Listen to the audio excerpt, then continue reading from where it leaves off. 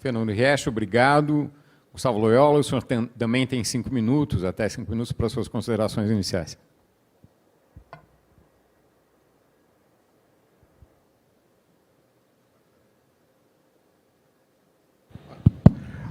Bom, bom dia a todos. Inicialmente, também gostaria de agradecer, na pessoa do Paulo, ao Poder 360, a oportunidade de estar aqui hoje, participar desse evento, na companhia de ilustres pessoas aqui, conhecedores do mercado.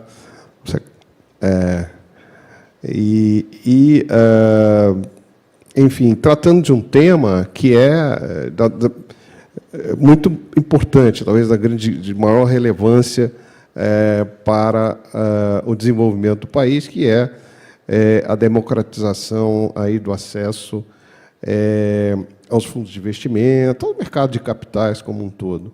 Esse é um tema de grande relevância, porque, evidentemente, todos sabemos que o crescimento econômico ele depende, né, do desenvolvimento do mercado de capitais, do mercado financeiro. Quer dizer, a ideia da transferência, né, de poupança entre os agentes econômicos é fundamental no crescimento econômico. E, evidentemente, esses mercados, eles dependem de uma série de condições, né, para que eles possam crescer e se dinamizar, né? Tanto do ponto de vista daqueles que vão acessar o mercado para captar recursos, quanto aqueles que vão acessar o mercado para investir a sua poupança, né? Então, nesse contexto, é que a regulação é fundamental para assegurar ou para dar segurança jurídica, né, para investidores e emissores de dívida ou de ações, enfim, nesses mercados. E o Brasil, nós tivemos uma evolução muito grande dessa infraestrutura de mercado, né? Seja a infraestrutura regulatória, seja a infraestrutura de mercado em si. Acho que a B3 é um exemplo disso, né? Uma das bolsas mais avançadas do mundo, enfim, uma referência global. Antes já era uma referência na América Latina, mas hoje se pode dizer que é uma referência global. E isso se deve muito também vamos dizer assim, a continuidade, né? Apesar da alternância do poder que nós tivemos aqui no governo federal, mas a continuidade desse espírito de reformas microeconômicas, né? E e é impressionante quando se quando se computa, né, as reformas que ocorreram nos últimos 20 anos no Brasil. Assim, realmente de impressionar, e acho que dificilmente no mundo se tem um exemplo parecido, né? É claro que um trabalho ainda não está totalmente terminado, e nunca vai estar, né? As transformações rápidas e profundas que os mercados financeiros têm passado exigem dos reguladores e dos participantes de mercado uma agilidade inédita, né? E, inclusive, uma agilidade no sentido até de tentar se antecipar, quando possível, a certos desenvolvimentos de mercado para frente. Então, a regulação, ela, a cada momento, tem que ser atualizada. Enfim, é um desafio muito grande. Eu acho que os temas aqui foram tratados no primeiro painel e que certamente serão tratados agora, são fundamentais para isso. E por isso que é um prazer aqui participar. Espero que, ao longo do painel, a gente possa tratar aí desses temas que são de grande relevância para a indústria de fundos, para a democratização da indústria de fundos. Obrigado, Gustavo Loyola. Neste painel, avanços regulatórios para o crescimento da indústria de fundos no Brasil, as perguntas também serão direcionadas, como no painel anterior, a cada um dos participantes, que terá até 3 minutos para as respostas. Fernando Riech, está em andamento o ciclo 2023-2024 da Agenda de Reformas Financeiras. Dentre as 17 medidas priorizadas pelo governo federal, há uma da Ambima, a Associação Brasileira das Entidades dos Mercados Financeiro e de Capitais, relacionada à melhora na tributação de ETFs. Quais alterações estão sendo estudadas? Como a simplificação tributária pode contribuir para a harmonização regulatória, a exemplo do que existe no mercado internacional? Correto. Eu comentei no início, né, essa agenda de 17 propostas que foram priorizadas pelo governo, incluem temas relacionados ao mercado de capitais, de crédito, seguros, e tem alguns temas ligados aí a questões tributárias. Em geral, a gente solicita, né, as próprias associações enviam quais são as propostas de melhoria. Então, nesse caso, em particular de ETFs, é um problema que não é de hoje, né, como todos que acompanham o mercado aí já sabem. Foi a Ambima que trouxe de uma forma mais detalhada, mas cada um dos temas, na verdade, pode ser trazido por diferentes associações. Nesse caso, em particular, do ETF, a gente está discutindo aqui uma harmonização entre o mercado primário e secundário, porque no primário a gente tem aquela distinção entre o filme e a foto, né? Então, tem uma simetria entre o tratamento do mercado primário e o secundário na questão da tributação. Então, esse foi um tema que foi trazido, a gente está discutindo, em particular, este grupo ele conta com outras secretarias, né, do Ministério, né? Naturalmente, quando são temas tributários, a gente tem a Secretaria Extraordinária de Reformas Tributárias e a Receita Federal participando também, né? Então, nós, da Secretaria de Reformas Econômicas, fazemos a coordenação, mas sempre tem participantes de outros representantes do governo. Então, a gente discute com as associações quais são os temas trazidos. E outro tema trazido aí pela associação foi o tema da database de referência, né? Porque hoje em dia é D0, isso causa assimetria também no mercado, dificuldade de saber exatamente qual é o tributo. Então, a solicitação é que seja antecipado para D-1. Tá? Então, esses são os principais temas relacionados a esse subgrupo, né? Então, acho que, em linhas gerais, é isso. Bom. Felipe de Deus, em quais práticas regulatórias o Brasil deve avançar primordialmente para fomentar a indústria de fundos, aproximando o cenário nacional dos mercados internacionais? E em que áreas financeiras o Brasil está mais defasado em relação aos mercados considerados maduros? Legal. Acho que o primeiro comentário, e aqui até direcionando para o Fernando, essa ideia do governo debater com o mercado, sentar numa mesa, e eu participo dessa iniciativa já há alguns anos, eu acho que é crucial. Porque tem coisas que a gente só vai perceber no dia a dia. Tem pequenos problemas como esse do D0, do D-1, que não é um ponto de mudar a regulação, mas é um ajuste necessário para dar a segurança jurídica que o Cauê, que o Saul falaram. Então, essa iniciativa ela é muito bacana, ela dá frutos. A gente teve diversos frutos que depois se tornaram projetos de lei, se tornaram regulação. Então, de novo, acho que o diálogo entre as partes aqui é crucial para a gente ter esse avanço regulatório. Acho que nem o mercado sozinho consegue, nem o governo sozinho vai conseguir, e tem essa abertura, a gente está vendo cada vez mais essa abertura para debater. Eu acho que a regulação brasileira ela é um exemplo no mundo. Se a gente pensar ali, especialmente a regulação de mercado de capitais em Banco Central e CVM, são regulações estudadas, analisadas e, diria, até invejadas por outros países. Acho que a gente tem uma capacidade de reação muito forte, muito grande. A gente tem um mercado rígido, um mercado seguro, um mercado robusto, um mercado com algumas características que outros mercados no mundo não têm, identificação de comitente final, a gente conseguir olhar toda a cadeia de investimento. Então, eu acho que os reguladores brasileiros reagem muito bem. Eu acho que um avanço necessário é o tema tributário aqui. E eu costumo dizer que a gente precisa de duas coisas para o mercado andar. Precisa de simplicidade e de clareza. E a simplicidade e a clareza vão ajudar o investidor e vão ajudar o governo, vão ajudar a arrecadação. Hoje a gente não tem simplicidade e clareza quando a gente olha o arcabouço tributário do mercado financeiro. Por quê? Porque são 30, 35 anos de lei, lá da 8981, final dos anos 80, que foram sendo criados e sobrepostos. Um pouco do que o Saul falou. Cada novo produto que vai ser criado, você cria uma lei nova. Então, eu tinha uma lei para fundo de ações, depois eu tinha uma lei para ETF de ações, depois eu tenho uma lei para FIP, para FI, para fundo de infra. E isso vai causando essas sobreposições e o tributo acaba sendo uma norma indutora que é desnecessária, além do que ele tem que ser. O tributo é uma norma indutora, você pode sim induzir comportamento na economia por alguma razão. Mas hoje em dia a gente perdeu um pouco do controle disso.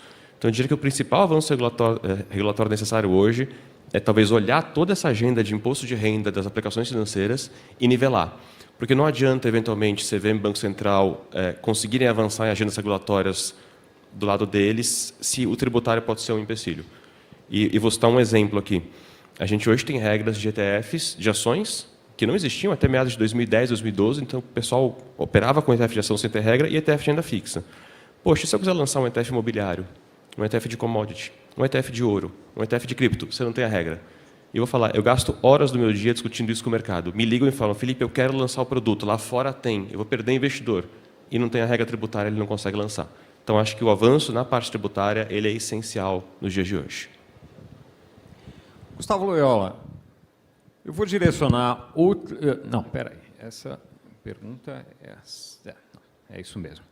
Gustavo Loyola, eu vou direcionar outra pergunta para o senhor do ponto de vista da harmonização regulatória. Ainda existem no Brasil algumas assimetrias regulatórias no tratamento de investimentos da mesma natureza. O senhor poderia comentar sobre a importância da harmonização regulatória para o aumento da demanda de fundos de investimento? Bom, a harmonização regulatória é fundamental para dar segurança jurídica, para que o investidor saiba com clareza, né, como ele vai ser tributado, enfim, para ele que possa calcular exatamente qual é o retorno esperado naquele investimento. Os investidores eles estão dispostos a correr risco. O que o investidor não gosta é de incerteza, né? Você não sabe exatamente qual é a regra que vai ser aplicada. Como é que será a interpretação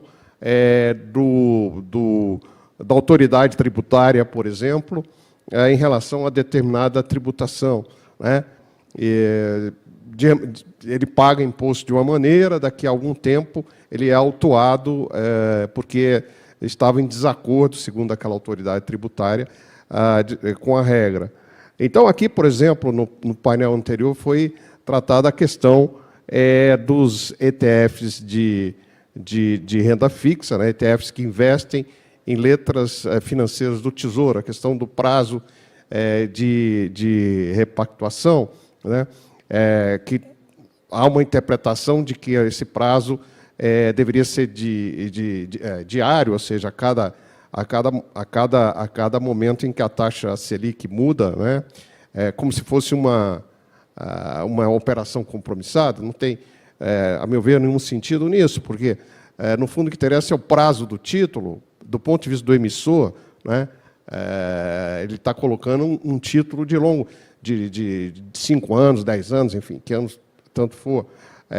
Não é a cada dia que ele tem que colocar um título. É diferente, por exemplo, de uma operação compromissada do Banco Central, em que ela pode ser diária, pode ter prazos, mas está ali sempre sendo renovada, né? Então, é totalmente diferente. Os ETFs de letras financeiras, que têm letras financeiras, eles são investidores de longo prazo. O ETF é um investidor de longo prazo. Agora, quem compra a cota do ETF não necessariamente é de longo prazo. Pode ser ou não. Eu sempre digo que você cria um mercado de longo prazo abrindo possibilidade do investidor sair no curto prazo, né? O investidor só entra por uma porta se ele sabe que aquela porta vai permanecer aberta para ele sair quando ele quiser. E aí ele até pode ficar lá a vida inteira, mas a porta está aberta. Perfeito. Essa pergunta era, na verdade, a segunda, mas eu espero que não tenha, por isso que eu comecei dizendo que eu tenho outra pergunta. A outra pergunta é essa aqui, passa a ser essa aqui.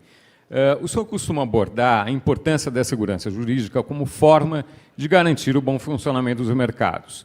Isso tem relação direta com a necessidade da harmonização regulatória, que o senhor mencionou. Interpretações a partir de diferentes normativas divergem sobre o prazo de repactuação de um ETF de renda fixa. O assunto foi tratado pelo senhor e por outros especialistas em um estudo da Tendências Consultoria. Podia explicar esses diferentes entendimentos e de que forma essas interpretações impactam a segurança jurídica do ambiente de negócios desses fundos? Essas interpretações, elas vêm, acredito, são distintas, porque ocorrem baseadas, talvez, em normativos editados em momentos históricos diferentes e tal. Na realidade, primeiro o seguinte, a questão econômica, que eu já mencionei. O relevante aqui a ser considerado, no caso das LFTs, das letras financeiras e, portanto, dos ETFs, é exatamente não é o prazo da mudança da taxa Selic, né? E sim o prazo do título, né? Enfim. E é isso que é relevante do ponto de vista do emissor do título. Por exemplo, lá houve um momento em que o Conselho Monetário tinha uma certa interpretação sobre prazo de repactuação, né, que era basicamente esse que seria diário, como se fosse uma operação compromissada. Mas essa interpretação não existe mais. Hoje, o Conselho Monetário adotou o conceito de prazo remanescente, por exemplo, né? Então, dentro daquilo até que o Felipe disse, quer dizer, você precisa harmonizar essas interpretações para dar maior segurança a quem investe, né? E o mercado de ETF, como a gente viu no painel anterior, é um mercado que cresce, quer dizer, numa velocidade muito grande no Brasil, né? Ele já é muito grande nos outros países, e para que esse crescimento se dê sobre bases sólidas, é necessário que essas distintas interpretações sejam harmonizadas. E essa questão do prazo de repactuação tem sido uma das questões mais, vamos dizer assim, centrais nessa discussão sobre essas incertezas tributárias, de regulação tributária que existem. E, por isso, me parece uma boa oportunidade para que haja, de fato, um esclarecimento completo dessa questão. Uma dúvida aqui. Nos outros, essa questão do prazo de vencimento do título, que é um dos ativos ali, que muitos fundos têm, isso não é considerado em outros fundos para a tributação, ou é? Pelo que eu entendo, é só o tanto de tempo que se deixa naquele fundo. É isso ou estou enganado? Como disse o Felipe, existe uma ampla gama de regulação regulamentos tributários no mercado financeiro, em função dos distintos prazos, né? Você tem desde isenção completa, por exemplo, de imposto para pessoa física e tal, até tributações como cotas em outros fundos e tal. Mas nesse caso estaria fugindo da regra, porque você tem uma interpretação que o prazo de repactuação vamos dizer, é diário, ou naquele processo, para efeito tributário, tá? Me parece que não existe em outro lugar. Tá? Na realidade, o que se considera normalmente são duas coisas, basicamente. O prazo do título ou o prazo com que aquele título fica na mão do investidor. Neste caso, por exemplo, se você considera o prazo do título, é o prazo do título. Se você considerar o prazo que fica com o investidor, na realidade, seria o prazo com que o título fica no fundo ETF, e não, obviamente,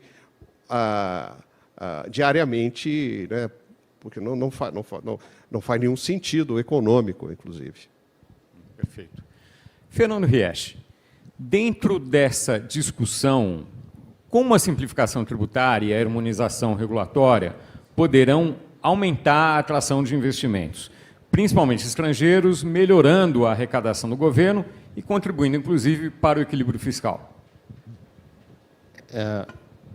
A nosso ver, né, assim, já foi ressaltado no painel anterior, mas certamente, né, a questão de harmonização, simplificação tributária atraem, né, investidores estrangeiros, né? Então, essa questão que está sendo conduzida pelo Ministério da Fazenda, mas por outras secretarias aí no âmbito aí da reforma tributária, certamente facilitarão o ingresso de investidores estrangeiros, né, nessa questão de reduzir a dificuldade de entendimento, né, por investidores estrangeiros e do nosso arcabouço regulatório tributário, né? Então, a nosso ver,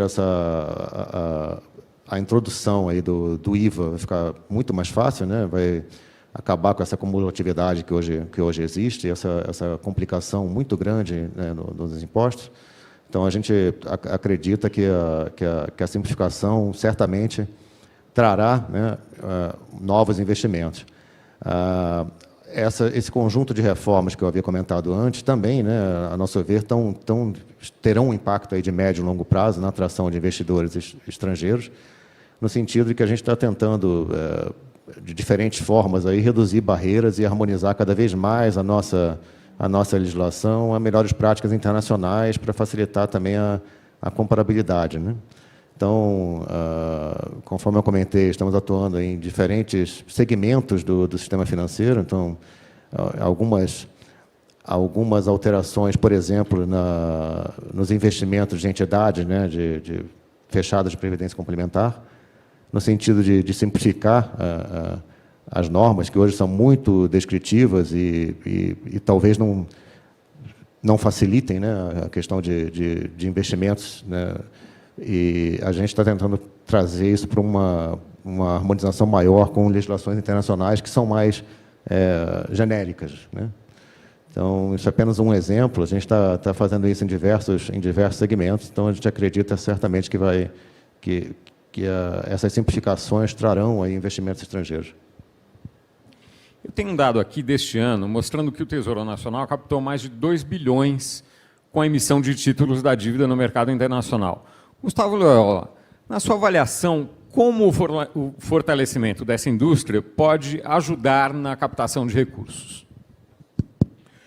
O Brasil tem uma grande vantagem, os grandes pilares macroeconômicos que o Brasil tem é o fato da dívida pública ser denominada em reais, a grande parte dessa dívida ser denominada em reais.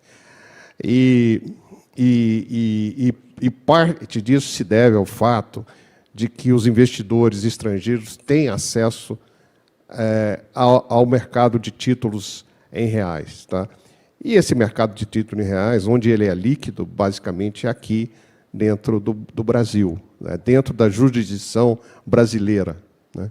Então, evidentemente, para que essa demanda por títulos do Tesouro brasileiro exista, né, essa demanda em reais, é necessário que esse investidor veja no mercado, ou tenha no mercado brasileiro, segurança jurídica. Esse é o primeiro requisito. Quer dizer, ele precisa que as regras sejam claras, sejam facilmente compreendidas por eles, sejam transparentes e tal.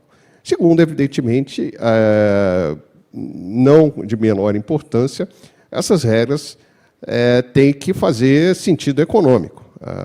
Elas não podem ser, mesmo que sejam transparentes, elas não podem ser absurdas.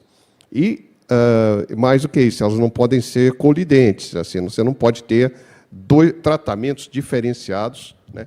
Por exemplo, nesse caso do ETF, né? Porque, quer dizer, é razoável você ter um tratamento diferente para o investidor, seja ele estrangeiro ou brasileiro, que compra diretamente uma letra financeira do Tesouro, de um outro investidor que compra uma cota de um ETF que investe em letras financeiras do Tesouro, né, compra na Bolsa ou vende na Bolsa. Então, não faz nenhum sentido. O investidor estrangeiro ele fica tonto, né? Simplesmente não vai entender a razão disso. Então, acho que o fundamental é justamente... E aí eu não falo só também de investimentos do Tesouro, falo de uma maneira geral, mercado de ações, né? Os mercados de dívida privada e tal. Depende da existência de regras transparentes, facilmente aplicáveis, fácil de você ficar compliant com elas, né, de você atender os requisitos. Acho que isso para o investidor estrangeiro é muito importante, né? Quanto menos você tem que explicar que o Brasil é diferente, melhor. Precisamos estar no mundo que eles entendam como funciona. Perfeito. Felipe de Deus, alguns produtos disponíveis no mercado de bolsa, como os ETFs, possibilitam o fomento da liquidez e a precificação de ativos, como os próprios títulos públicos. Esse tipo de fundo os ETFs permite o acesso de investidores a produtos sem intermediação, prática que se vê nos CDBs, os certificados de depósito bancário, e também operações compromissadas, por exemplo. De que maneira esse caminho mais direto beneficia o governo e até mesmo o investidor na outra ponta? Legal, Paulo.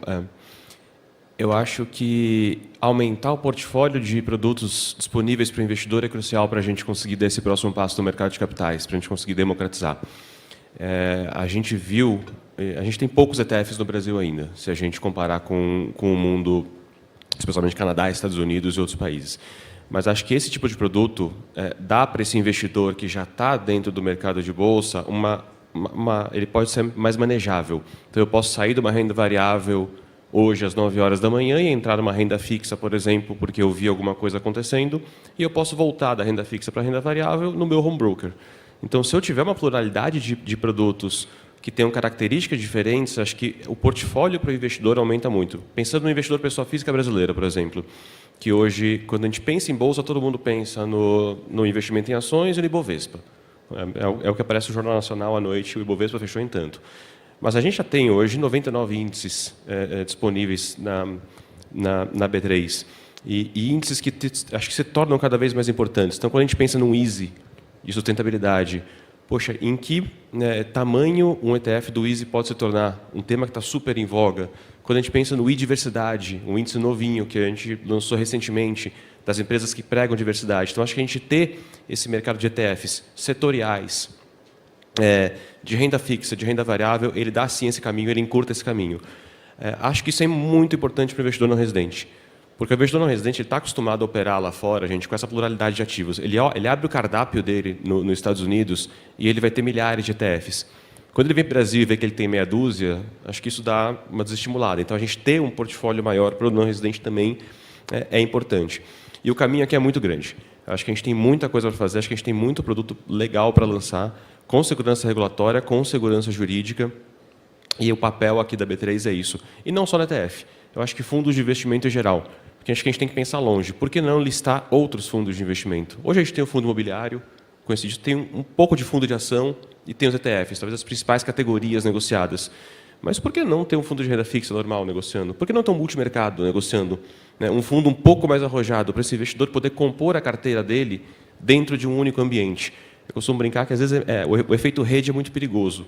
Se você está já vinculado com um determinado prestador, às vezes dá um pouco de preguiça de abrir conta de novo, mexer. Então, quanto mais a gente puder centralizar para o investidor, para o pequeno investidor, eu acho que tem um ganho muito grande para o Brasil. E acho que o interessante disso, talvez, para o governo, é que quanto mais a Bolsa rodar, quanto mais liquidez a gente tiver nesse mercado, maior a arrecadação. Né? A arrecadação da operação de Bolsa é sobre cada operação, sobre cada ganho que o investidor tiver. Então, ao invés do investidor, eventualmente, diferir esse ganho para o momento do vencimento de um título, que é o que acontece hoje, muitas vezes, buscando a menor alíquota, se ele puder tradear, inclusive fazer um day trade, aquele imposto vai vir para o governo naquele momento. Continua com o microfone, que eu tenho mais uma pergunta para você. De que forma a B3 trabalha para auxiliar o país a captar recursos de investimentos estrangeiros e a fomentar o mercado local? Quais ações foram tomadas nesse sentido que o senhor destacaria? Legal, tem bastante coisa. Eu acho que a gente tem um investimento muito grande na parte de solidez, tecnologia, acho que isso é um pouco do DNA da B3, e lições aprendidas, por exemplo, na pandemia, que a gente viu algumas bolsas do mundo quase não conseguindo abrir os seus pregões, dado o volume, e a gente aqui no Brasil sobreviveu tranquilamente com folga.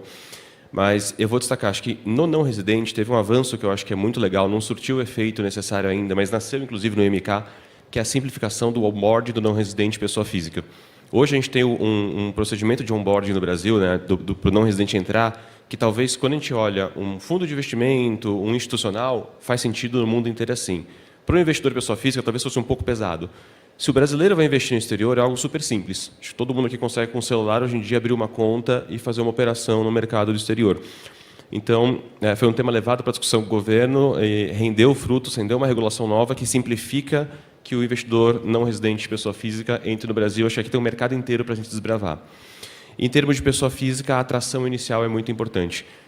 Foi citado, por exemplo, um ETF que viabilize títulos do Tesouro. A gente sabe que o título do Tesouro, o Tesouro Direto, é um produto que as pessoas físicas gostam muito. Tem quase 3 milhões de investidores já investindo no Tesouro Direto, que é uma porta de entrada bacana, né? E ali no Tesouro Direto a gente fez uma série de iniciativas para ter esse primeiro contato com o investidor. E coisas novas. Então a gente lançou, por exemplo, junto em parceria com a Secretaria do Tesouro Nacional, o Tesouro Renda Mais, que é um título voltado para a aposentadoria, para você ter uma renda pós-aposentadoria. Redesenhou, né? O Tesouro Educa Mais agora, que é um irmãozinho do Renda Mais, voltado para você custear a faculdade dos seus filhos. E acho que talvez o que eu acho mais legal, derivado desses dois, que é o Tesouro Coletivo, que é a possibilidade de você criar uma campanha para que terceiros, parentes, amigos façam contribuições em Renda Mais, dessa modalidade, para ajudar a custear a faculdade do seu filho no futuro. E isso é importante porque é um contato que esse investidor vai ter com o mercado de capitais. E tendo essa porta de entrada, fica mais fácil dele ficar curioso, avançar para adquirir uma ação, avançar para adquirir um ETF ou testar novos produtos. Só para você ter ideia, Paulo, e tem um material muito bacana da B3 no site, um perfil de pessoa física que mostra um pouco dos avanços. O ticket médio de entrada hoje já é de R$40. Então, o investidor, se a gente fizer uma média, ele está entrando no mercado com R$40. Ele está usando os R$40 que sobrou no mês, que é o que ele conseguiu eventualmente, e está colocando isso numa ação, está colocando isso num título público. Teve um avanço muito grande no número de investidores das regiões Norte e Nordeste, avanço entre mulheres. Então, assim, a gente está caminhando para conseguir democratizar. Os ETFs têm cotas muito pequenas, né? Quer dizer, isso combinaria. Combinaria, ajuda, e o ETF permite você investir num pool de ações ou num pool de títulos de uma vez só. Ao invés de comprar um título específico, com um vencimento específico, eu estou investindo ali numa série de 20, 30, 40 títulos. Eu acho que dá um pouco mais de segurança para o investidor pequeno, inclusive, que não é tão profissional para ter essa estratégia traçada na cabeça. Fernando Riech, apesar da resolução 175 da CVM, a Comissão de Valores Imobiliários, publicada no final do ano passado, e das modernizações discutidas no âmbito do PL das offshores, relatado pelo deputado Pedro Paulo, que esteve aqui no primeiro painel, ainda há algumas lacunas regulatórias que impactam a segurança jurídica da indústria de fundos.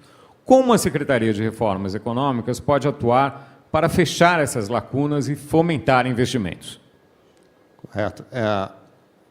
Inicialmente, eu acho que a forma que a gente tem encontrado aí, essa que eu já comentei aqui, né, que a gente vem fazendo aí regularmente. O Felipe lembrou bem, essa iniciativa já tinha iniciado faz alguns anos que ela iniciou, né, ela tinha outro nome. Esse ano ela foi ampliada, né? Então, a ideia é que a gente continue, né, em contato constante aí com o mercado, com as associações, né? O tema aqui é democratizar. Eu acho que o Ministério está realmente bastante democrático, né, em ouvir as demandas, em ouvir os relatos, né, do mercado, quais são as barreiras. A regulação sempre é atrasada em relação à dinâmica de mercado, né, as inovações do mercado. O mercado é bastante ágil. A nossa intenção é sempre reduzir essa lacuna, né? Então, a ideia é esse diálogo constante para ter novas propostas de melhorias regulatórias. A gente está com esses 17 grupos em andamento, alguns vão acabar esse ano, a gente vai iniciar as tramitações legislativas no ano que vem, né, ainda no âmbito do Ministério, e tem alguns grupos que são mais desafiadores que vão continuar, né? Então, a gente tem alguns temas que vão continuar no debate do ano que vem. Em particular, a Resolução 175, acho que foi um marco importantíssimo, é da alçada de competência da CVM, né, mas foi discutida também amplamente com o mercado, e tem a implementação ainda em curso, né? Então, eu acho que ainda é muito cedo ainda para falar de novas melhorias, né? A CVM, acho que ao longo dos últimos anos, aí, talvez mais ou menos de 10 em 10 anos, tem uma ampla reformulação aí, né? Teve a da 409, a da 555 e agora essa da 175. Então, acho que já deu uma mexida bastante significativa no mercado, também, mais uma vez, aproximando aí de mercados internacionais, né? Com essa possibilidade de criação de classes, subclasses, a questão das responsabilidades redistribuídas entre gestor e administrador, essa questão também da maior transparência, né? Dar maior transparência para os investidores em relação aos custos. Então, acho que temos que aguardar um pouquinho, né, para ver quais são como é que o mercado reage, como é que vão ser essas implementações. E a mesma coisa com o PL do offshore, né, que já foi debatido no painel anterior, mas foi uma grande vitória aí, né, no sentido de trazer maior equidade, maior justiça social e na questão de redistribuição de quem paga os impostos, né? Então, acho que também é questão de aguardar um pouquinho o desdobramento da implementação e ver quais são as melhorias específicas em relação a esses temas. Este painel caminha para o final e eu gostaria de pedir a cada um dos participantes para fazer as suas considerações finais, 5 minutos cada um. Por favor, Gustavo Loyola, o senhor tem 5 minutos para as suas considerações. Obrigado. Bom, acho que foi muito rico aí o debate, tanto nesse segundo painel quanto no primeiro painel. Acho que deixamos aqui claro que a importância da democratização do acesso aos fundos de investimento, a importância disso para o crescimento do país, né? Para o crescimento sustentável do país, o que é mais relevante. Tratamos aqui da necessidade de termos segurança jurídica, né? Que significa, nesse caso, transparência, clareza nas regras a serem aplicadas a cada tipo de investimento. Falamos aqui também da importância de termos regras tributárias não apenas transparentes, mas também regras que não afetem a alocação de recursos de uma maneira indesejada, ou seja, uma arbitragem regulatória, né, puramente trazida por regras tributárias, e principalmente quando essa indução da regra tributária é uma indução negativa, ou seja, vai contra aquilo exatamente que é o propósito da regulação daquele próprio mercado, ou seja, é como se tivesse uma queda de braço entre a regulação financeira e a regulação tributária, as regras tributárias. Falamos aqui também da importância de ter instrumentos transparentes de investimento, como é o caso dos fundos de investimento em geral e, em particular, dos fundos ETF, que dão uma oportunidade ampla para os investidores. E aí, especificamente, falamos aqui dos investidores que têm um bolso menor, ou seja, investidores menores, né? E realçamos aqui o papel da B3 nesse processo, o papel dos reguladores, na pessoa aqui do Fernando. Enfim, e tratamos especificamente da questão da interpretação sobre o que seria o prazo de repactuação das LFTs e como isso afeta, né, negativamente, ou pode afetar negativamente, o desenvolvimento da indústria de fundos ETF lastreados justamente nesse título do Tesouro, né? E aqui eu particularmente realço a minha visão, a visão lá da nossa consultoria, Tendências, de que essa interpretação de que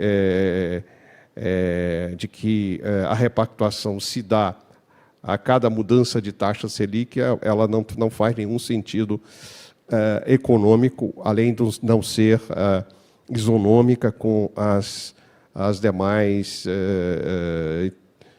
regras que existem aí no mercado, né, e que, portanto, seria importante haver um esclarecimento definitivo dessa questão, né, porque ela parece ser até uma questão menor diante do tamanho do mercado de capitais brasileiros, mas como foi aqui mostrado, inclusive pelo trabalho dirigente que está sendo feito lá na Secretaria de Reformas e no Ministério da Fazenda como um todo, a partir dessas mudanças que são pequenas, que se constrói, de fato, uma grande mudança, né, no ambiente de mercado, vamos dizer assim, na segurança que aquele mercado traz para os investidores, sejam eles brasileiros, sejam eles não residentes. Obrigado. Felipe de Deus, por favor, as suas considerações finais, levando em conta o que foi discutido aqui. Legal, vou pegar até um gancho do que o professor Loyola comentou. A gente acredita muito no mercado de ETFs. Assim, é um produto que a gente acredita, a gente investe, e eu acho que é um próximo passo para os investidores abraçarem o mercado de capitais. Eu acho que simplifica, permite uma diversificação de risco, gestão passiva, baixas taxas de administração. E quanto mais esse mercado crescer, eu tenho certeza que ele vai sim tomar um pedaço do portfólio do investidor e vai abrir, inclusive, a possibilidade de produtos derivados a isso.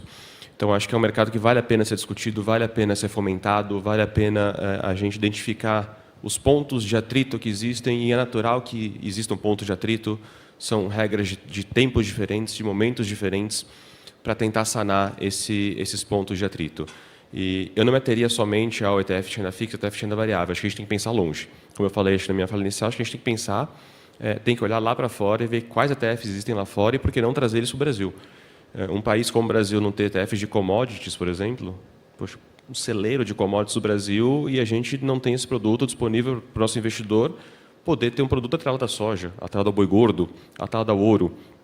Então, eu acho que é uma discussão que vale muito a pena. E ela talvez seja no momento ímpar de reformas acontecendo, acho que não só reformas financeiras, não só reformas econômicas, mas da agenda tributária, que é uma agenda difícil, é uma agenda desafiadora, mas talvez a gente acompanha as discussões de reforma tributária já há quase 20 anos, e esse ano nós vimos 2 pilares importantes sendo aprovados. Reforma sobre o consumo sendo aprovada, que muitos duvidavam, talvez. A discussão dos fundos fechados e do Come Cotas, acho que a cada 2 anos a gente tinha essa discussão, já tem até meus memorandos prontos lá no arquivo. Então, quero ser otimista e um pouco na fala do deputado Pedro Paulo, de talvez o próximo passo possa ser uma reformulação, uma atualização, modernização da tributação das aplicações financeiras. E talvez pegar tudo isso que a gente está discutindo aqui, que foi criado no momento e que tinha seu valor, acho que cada regrinha dessa que foi criada lá atrás fazia sentido e tinha um motivo de ser. E talvez ver se é o caso de manter isso agora, ou se é o caso de dar um arcabouço novo, pensando nesse momento que a gente está vivendo de crescimento do mercado de capitais, de um pulo de 500 mil investidores para 5 milhões. Então, poxa, tem 5 milhões de pessoas, 6 milhões de pessoas colocando o seu capital, colocando a sua poupança, o fruto do seu trabalho, ali em produtos financeiros. Acho que é nosso dever aqui, como infraestrutura de mercado, mas como governo, como players de mercado, prover para esses investidores a maior gama de investimentos possível, com segurança, com clareza, com simplicidade, porque se tem uma coisa que afasta investidor é risco tributário.